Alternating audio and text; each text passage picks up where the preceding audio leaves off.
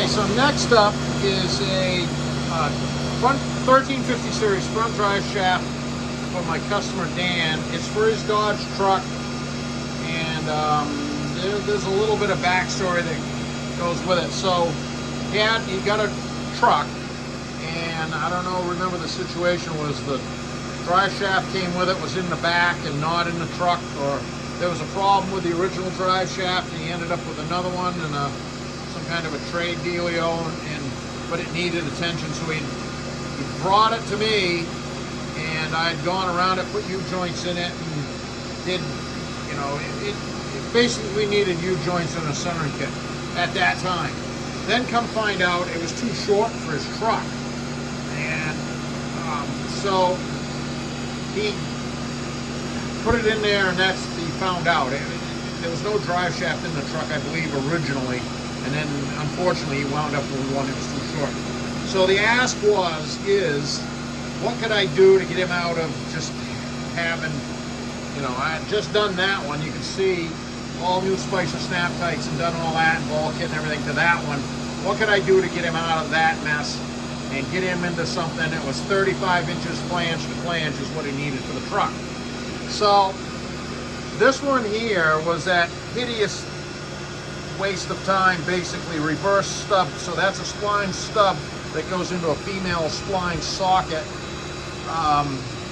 Everybody took a swing at bat of those things back a few years ago. Ford had some, Dodge had some. Unfortunately, they don't age well, and you know, retubing it, that stub and slip was chewed up. It wasn't really that good to begin with.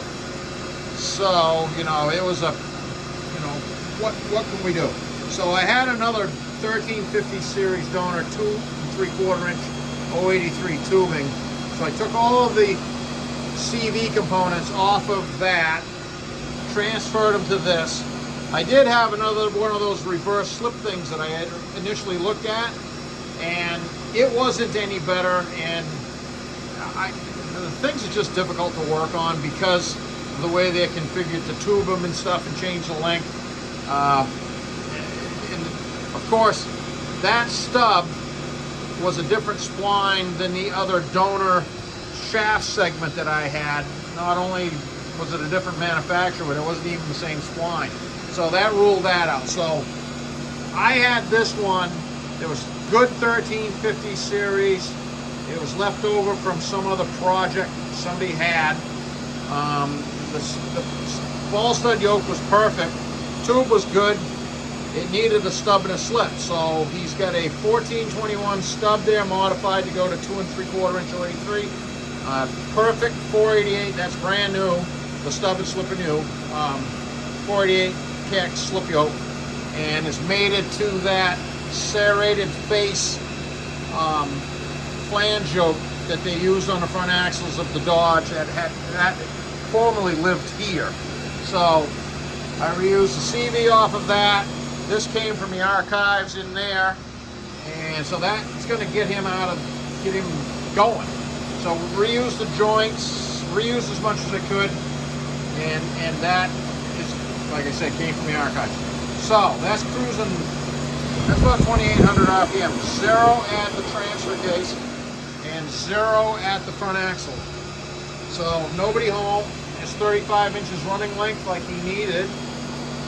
We did reuse most of the components that we could, so that should be a great fix for that. And it gets him into a normal stub and slip. That 488 is proven. The 1421 stub is proven. You know, so this is like a no-brainer. I will say, when you assemble this thing, and you guys at home got those serrated face things, I'm going to stop this. I'm going to take a look at that. It's just so goofy, it's worth a look. So you can see the serrated face thing. You know, that's another answer to a question that nobody ever asked. Really, seriously. Now they got great big ones.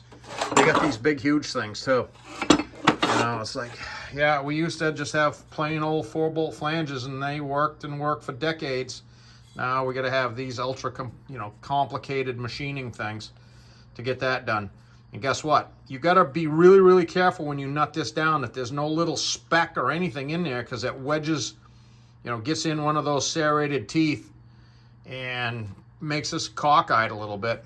You know, so just keep that in mind when you make those up, or anybody watching this. You know, I treat these things with a wary eye, to be honest with you. They work good, but once again, I think that's an answer to a question that nobody really asked. So we're going to say this is a win for Dan, and we're going to get this painted up and get it back to him.